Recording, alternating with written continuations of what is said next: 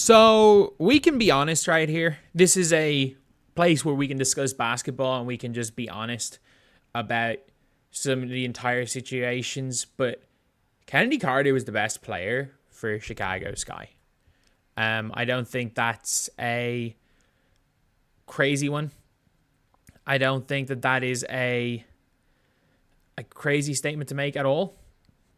And she was a good defender. When she wasn't playing, they couldn't win a game. I think Kennedy Carter was, by quite a lot, the best player for the Sky, in fact. I don't think it should be a controversial thing to say. Obviously, apparently, it is a controversial thing to say. I don't think it should be. Because Kennedy Carter is a hooper. She's an absolute hooper. And look, I get it. You cannot like Kennedy Carter. You cannot like the cheap shot. I didn't like the cheap shot. But she's great. She's a great player. He's a great player. But I think she's gone. I don't know where, but I don't think it's going to be Chicago. Because the one coach in the W that's gotten the best out of her is Taurasi Weatherspoon. And obviously, Taurasi Weatherspoon went and got herself fired. Realistically, for catering too much towards a couple of players and the fact that no free agents wanted to go there. I do think that Kennedy Carter is I hate to say this, there is potential that she is a free agent to turn. And if you are the Chicago Sky, you're looking at building a long-term culture and long-term winning, which in fairness, the Chicago Sky have done. And they didn't feel like Taurasi Weatherspoon was the right place to go. But one of their coaches is Curt Miller. And I'm going to make another video just talking about why I think Curt Miller is actually a really, really good coach for the Chicago Sky, even though ironically, one of the big reasons why I think he's going to be such a good coach for the Chicago Sky is he's a really good development coach. And I actually have a weird feeling that Angel Reese is going to play 20 minutes a game next year if he's the coach. But it's going to be a Rickea Jackson situation where he'll bench her until she plays better or she works on a game and then eventually will come back into starters and be a better player. I'll talk again. This isn't about Curt Miller, but it is about Curt Miller because as you can see here, the Sparks waive guard Kennedy Carter after rocky tenure with the team. The Sparks waived guard Kennedy Carter, undoing one of the residual mistakes from the Derek Fisher era. She was benched for poor conduct during the season with Sparks and missed playoffs her second consecutive year. She was kicked off the Atlanta Dream as far as I'm aware as well. So let's take a look at here.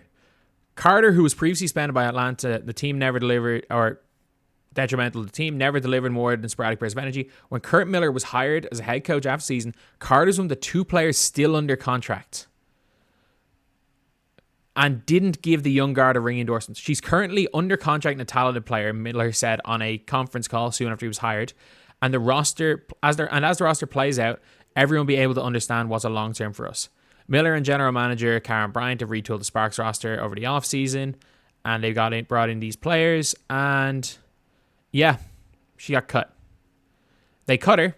She was one of two players on a guaranteed contract, and they cut her. They cut her, and they still paid her. They were still paying her with Curt Miller as a coach, and he would rather have her play for somebody else. He literally was like, I would rather us pay her and her play for somebody else than her play for me. So there is a near 0% chance, because it's going to cost a lot of money to bring Kennedy Carter in. There is a 0% chance that Curt Miller is going to paying Kennedy Carter big money. And I have the weirdest feeling that she's not protected. That could be an actual outcome, that in the expansion draft, because there's no real trade value for Kennedy Carter, that she's not protected, and they might hope that the Valkyries take her off their hands. Even though I think in hindsight that's one of the dumbest decisions, because it's she's such a good basketball player that it's your job as a coach to at least try. I think that was one thing when it was the Sparks coming into the 2023 season. It's I don't like that when a coach where there's a player like a Kennedy Carter that's all WNBA talent, but just needs to be focused and on track. And the fact that 2 years ago he didn't even try. So I don't see that being the case. And I also don't see the Chicago Sky trusting a big long-term contract for Kennedy Carter, because she's going to cost a lot of money. Like, Kennedy's not going to be cheap. There is no way you can get a player that scores like she does, that is as clutch as she is, on the cheap. So I have a lot of doubts about her still being with Chicago Sky next year.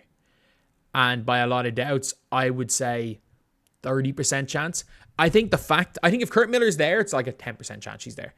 But I think the fact that they're actually like actively like searching for Curt Miller as a coach means that they're not all in on Kennedy Carter. Because I get it.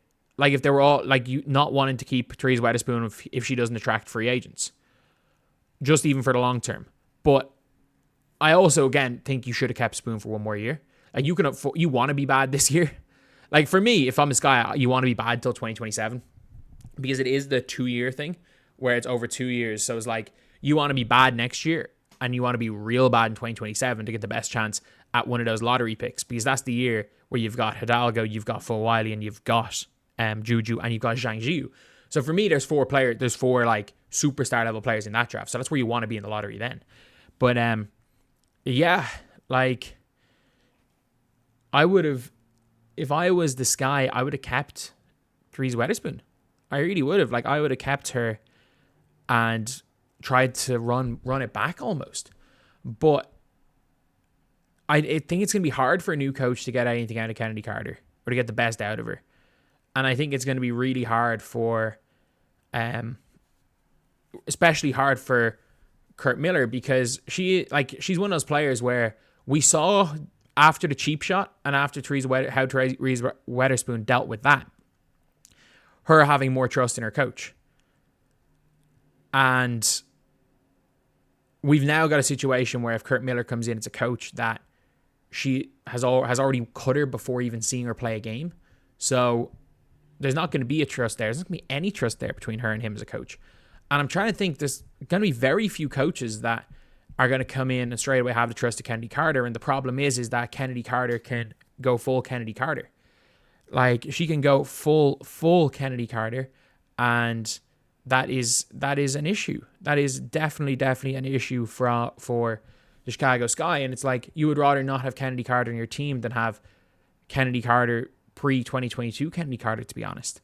And the reality is, without Taurasi Weatherspoon, there is a chance of that happening. So yeah, let me know what you guys think. That is the video. This will be the second last video I record before I'm heading off to Game 3 tonight. And my nose is unbelievably itchy, so I'm going to pull up this video here. So anyway, that's the video. Thank you guys for watching. Please like, comment, and subscribe.